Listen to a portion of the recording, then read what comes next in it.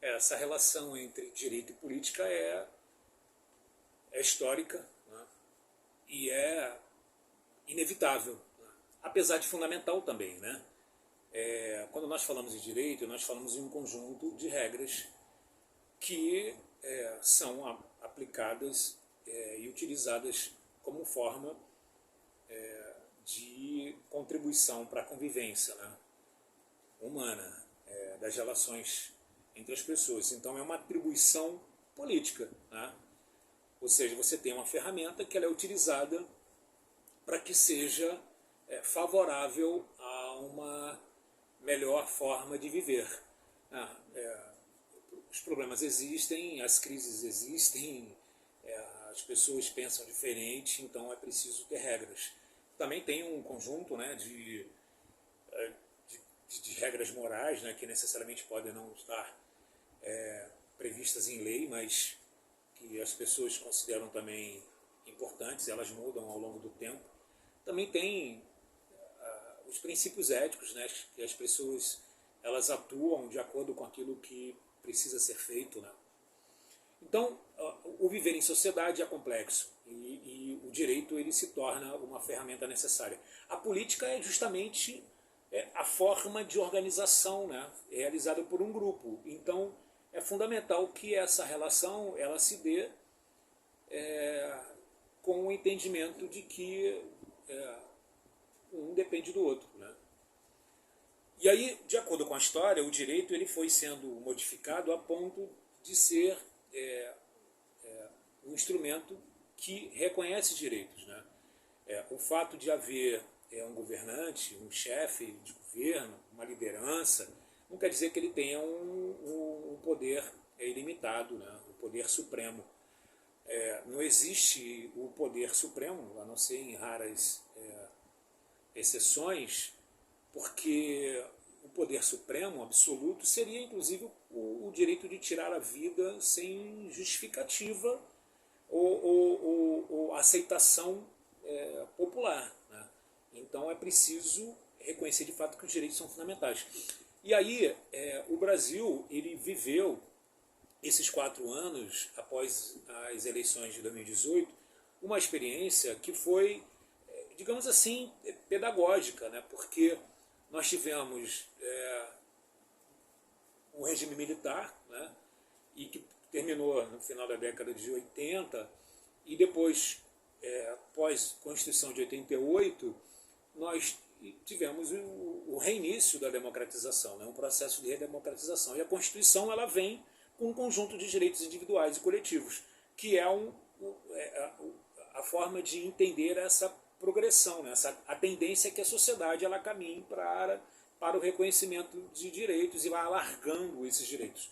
O que ocorre é que o presidente Bolsonaro ainda, né, eleito democraticamente em 2018, mas ele foi eleito diante de uma circunstância política, né, tendo em vista, claro, né, a dimensão absurda que tomou a Lava Jato, né, e que diante daquele momento a candidatura do presidente Bolsonaro assumiu uma exponente dimensão e ele foi eleito, né?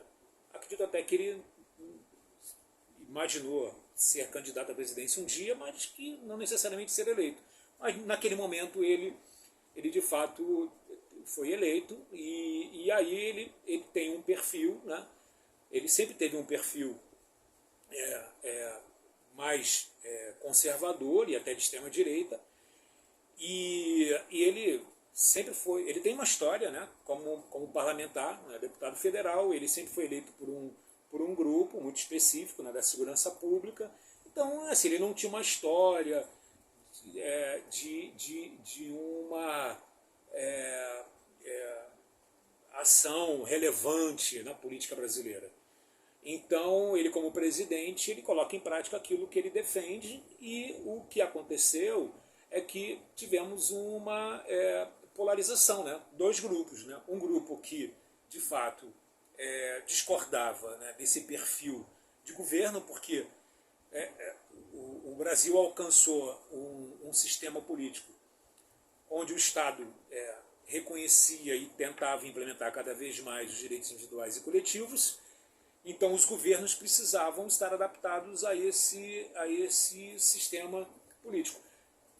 E a democracia, né, ela é a forma de colocar em prática, tendo em vista o interesse popular, né, porque o povo tem o poder, né, tanto que o voto é justamente a expressão maior.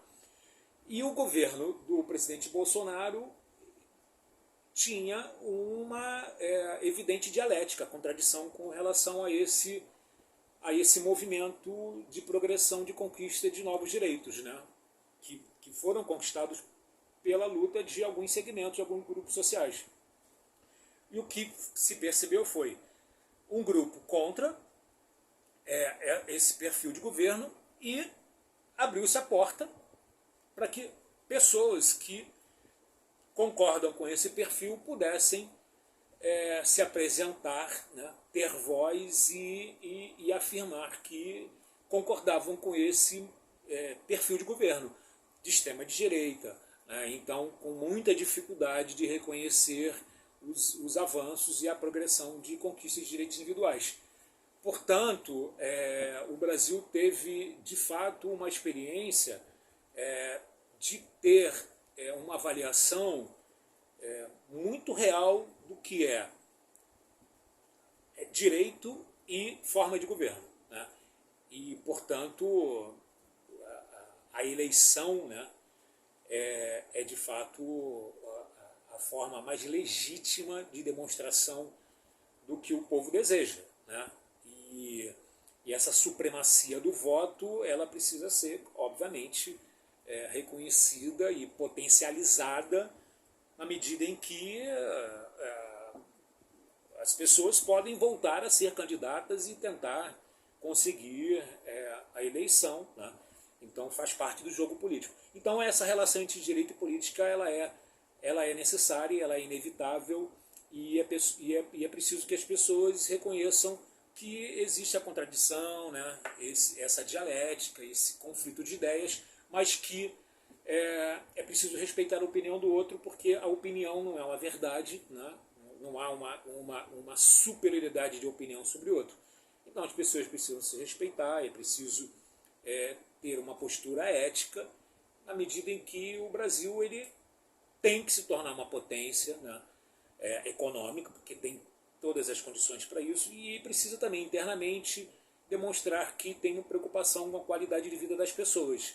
Então é preciso que se enfrente a desigualdade, é preciso que implemente a justiça social para que os mais vulneráveis também possam ter efetivo, né, direitos fundamentais. A materialização dos direitos depende justamente da ação do governo através das políticas públicas. Portanto, a relação entre direito e política é inevitável e fundamental. E é preciso respeitar as nossas conquistas e avançar positivamente para um futuro melhor, né?